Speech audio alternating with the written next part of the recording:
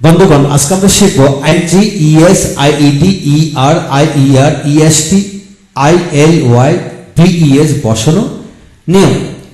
তা আজকের ভিডিওটি খান মেথড এ complete book of written spoken English grammar বই থেকে নেওয়া হয়েছে। এই বইটি প্রতিটি পৃষ্ঠে ভিডিও লেকচার তৈরি করে ফেসবুক, ইউটিউবে দেওয়া হচ্ছে। আমাদের ভিডিওগুলো দেখুন, ইনশাল্লাহ প্রতিটি ভিডিও আপনাদের কাজে আসবে। তো এখন আসুন আমরা শিখব প্রথমে ইএস বসানো নিয়ম। যে সকল ওয়ার্ড এর শেষে S, double S, S S, CH, O, X, Z থাকলে প্লুরাল করার সময় ইএস বসবে। যেমন bus, buses, watch, watches, do, does, mango, mangoes, class, classes, tax, taxes, go, goes, match, matches,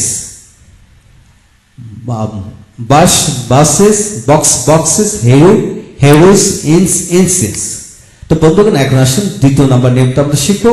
ওয়ার্ডের শেষে ওয়াই এবং ওয়াইয়ের আগে কনসোনেন্ট থাকলে ওয়াইয়ের স্থলে আইএস যুক্ত করে প্লুরাল করতে হয়, কিন্তু ভাওয়াল থাকলে শুধু এস যুক্ত করতে হবে। যেমন baby, babies, body, bodies, country, countries, duty, duties, fly, flies, study, studies, কিন্তু প্লে, প্লেস, প্লে, প্লেস।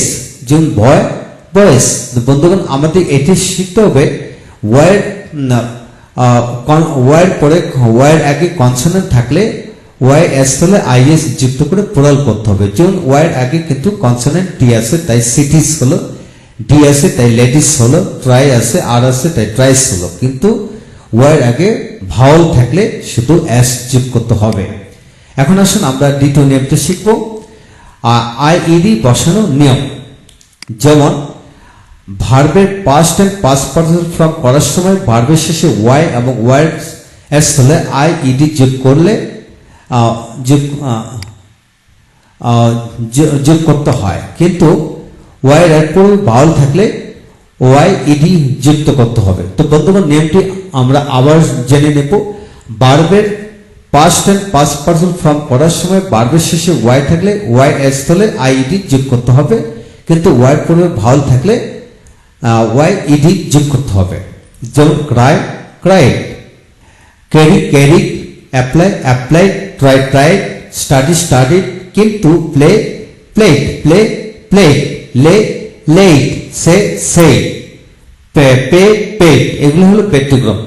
তো বন্ধুগণ, এখন আসুন আইইআর যোগ আইইআর এবং আইইএসটি বসানোর নিয়ম।